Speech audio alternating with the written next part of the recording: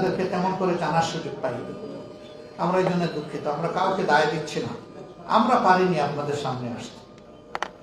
আমরা রাজনীতিবাদ যখন স্পিকার স্ট্যান্ডটা পাই তখন আমাদের বক্তব্যের 3 ভাগের 2 ভাগ তাকে অন্যকে দোষারোপ এবং গালিগালাজ করা।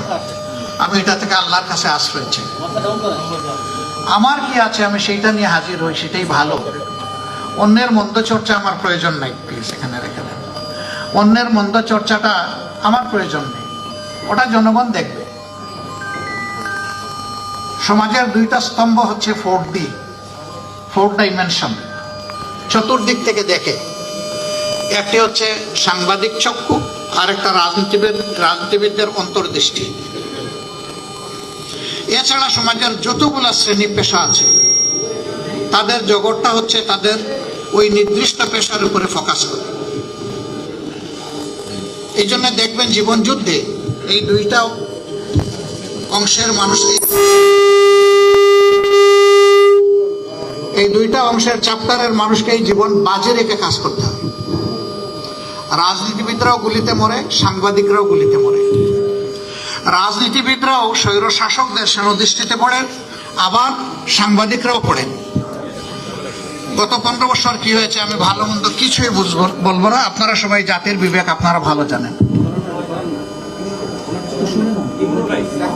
আমি ব্যক্তিগতভাবে বিশ্বাস করি যে ব্যক্তি কিংবা জাতি পিছন নিয়ে কামড়ি করে সে পিছনে পড়ে থাকবে,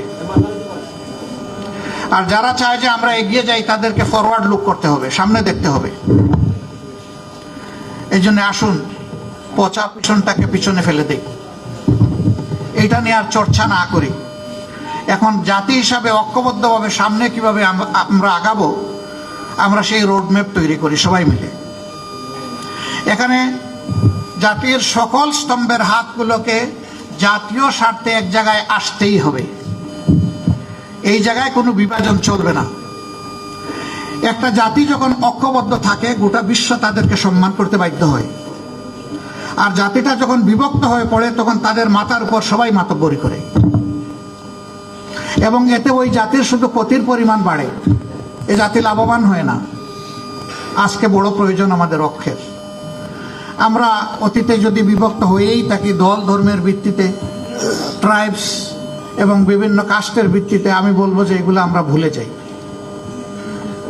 আমরা বলতে চাচ্ছি আমাদের এই প্রিয় দেশে যারাই জন্মগ্রহণ করবে তিনি যে ধর্মেরই হন, যে দলই সমর্থন করুন কিংবা নির্দলীয় হন, তিনি এর দেশের একজন গর্বিত মর্যাদাবান নাগরিক, এবং সকল নাগরিককে তার অধিকার সংবিধান এবং রাষ্ট্র যা দিয়েছে করুণা হিসেবে নয়, তার অধিকার হিসেবে তাকে দিতে হবে।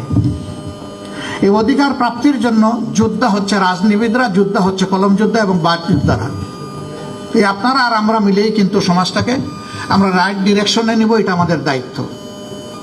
অনেকে অতীতে বিভিন্ন আন্দোলনের ব্যর্থতায় বলতো জনগণ নামে না কেন, জনগণ নামবে কেন? আমি কতটা নেমেছি তার উপর নির্ভর করবে আমার জনগণ কতটা নামবে।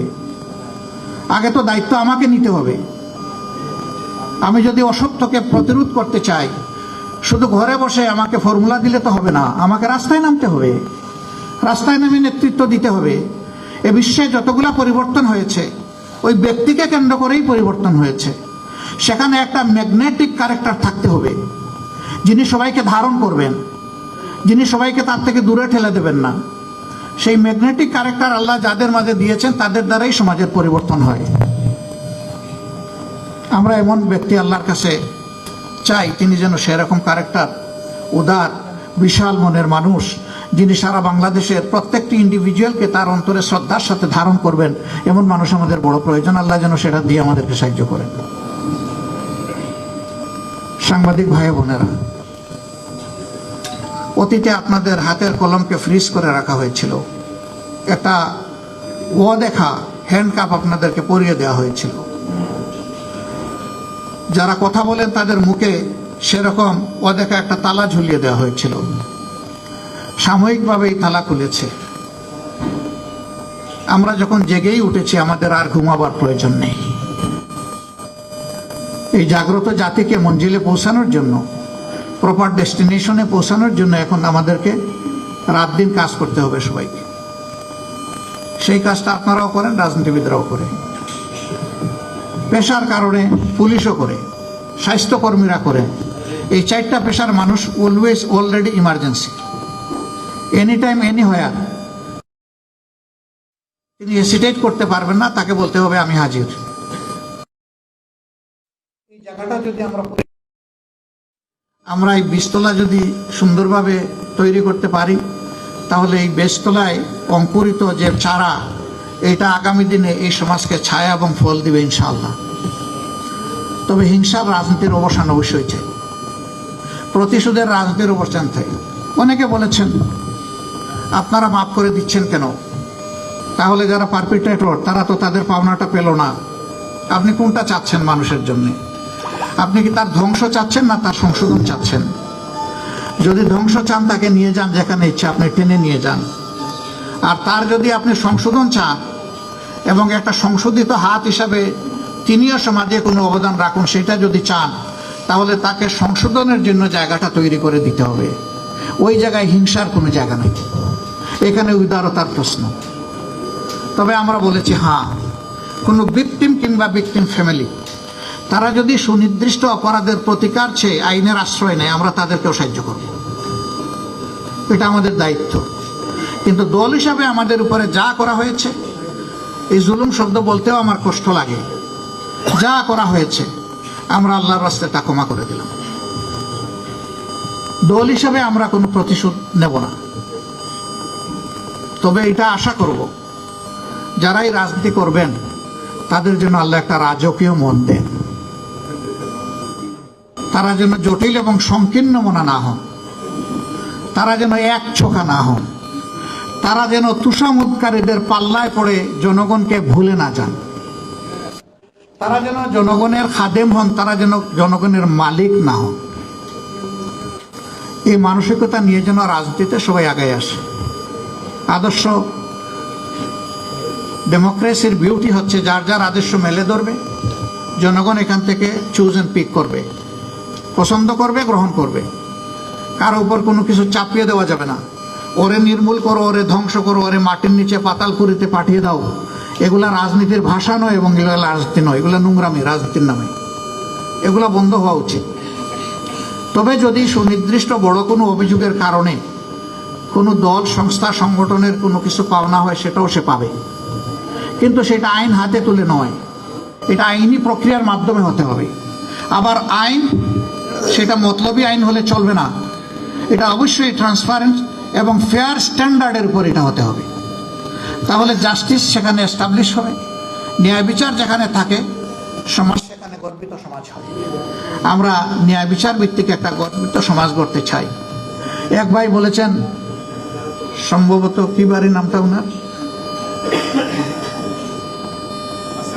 হ্যাঁ, বাসির জামাত, উনি বলেছেন যে উনি খুব আনন্দিত যে জামাতের আমির এবং মহানগরীর উত্তরের আমির দুইজনই বৃহত্তর সিলেটের মানুষ। আমার পরিচয় ভাই ভিন্ন। আমাকে লোকেরা জিজ্ঞাসা করে আপনার ঠিকানা কি, আমি বলি সাধারণ পরিবহন, সমগ্র বাংলাদেশ। আমি যদি এই সংগঠনের প্রধান হয়ে থাকি তাহলে আমার নির্দিষ্ট ঠিকানা নাই, আমার সারা বাংলাদেশই আমার ঠিকানা। আমি যদি বাংলাদেশকে সেইভাবে না নিই তাইলে আমি ইনসাফ করতে পারবো না, আমার দলের উপরে পারবো না, আমি দেশবাসীর উপরেও পারবো না। আমি এই ঠিকানায় থাকতে চাই, এটাই আমার জন্য কমফোর্টেবল। আপনারা দোয়া করবেন। তা আজকে অনেক কথা হয়তো বা বলবো না, আমি শুধু অন্তর থেকে ধন্যবাদ জানাবো যে আপনারা আমাদেরকে ভালোবেসে আমাদের দুটি কথা শোনার জন্যে আপনারা এসেছেন এখানে। আমি আপনাদের কাছে কৃতজ্ঞ, আমার দল কৃতজ্ঞ। আর আমি এসেছি মূলত আপনাদের কথা শোনার জন্য। যা আমি শুনেছি এখান থেকে আমি যেন শিক্ষা নিতে পারি।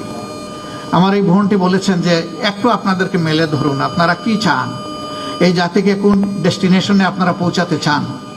ইনশাল্লাহ আপনারা পাচ্ছেন এবং আরও পাবেন। আমি শুধু এতটুকু বলবো যে শুধু আমাদেরকে নয়, যারা এদেশে রাজনীতি করবেন তাদের সকলকে আপনারা খোলা মনে দেখবেন। খোলা মনে দেখলেই আপনারা সাদাকে সাদা হিসাবে পেয়ে যাবেন, কালোকে কালো হিসাবে পেয়ে যাবেন। অনেকে আমাদের নিয়ত নিয়ে প্রশ্ন তুলে, আমি হাসি। নিয়ত তো অন্তরের ব্যাপারও দেখে কেন, সে তো আমার পারফরমেন্স দেখবে, আমার পারফরমেন্স দেখে আমাকে সে বিচার করবে। আমরা বাংলায় একটা প্রবাদ জানি, বৃক্ষ তোমার পরিচয় কি? বৃক্ষ জবাব দিচ্ছে, ফলে আমার পরিচয়। তো ফলটা আমি দেখব, সে যেই হোক, যে দল হোক, ব্যক্তি হোক, নির্দলীয় হোক, হি হুয়েভার মে বি, আমি তাকে সেইভাবেই তার ফল দিয়ে, কাজের ফলাফল দিয়ে বিবেচনা করব। তো আপনারা আমাদের অন্তর সুন্দর হোক, আল্লাহর কাছে দোয়া করবেন, আর কাজ ভালো হোক, এই জন্য আমাদেরকে সমর্থন দিবেন। সবাইকে ধন্যবাদ। আসসালামু আলাইকুম রহমতুল্লাহ।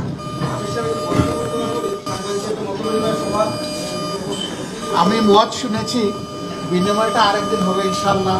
মতটা ভালো বলা, আমি আসলে সরি, আরেকজন ইন্টারন্যাশনাল পার্সোনালিটির সাথে আমার দুটার সময় অন্য একটা ভেন্যুতে সময় দেওয়া। নোমানি ভাই সামনে আসেন, নোমান আহমেদ ভাই। আমি যেন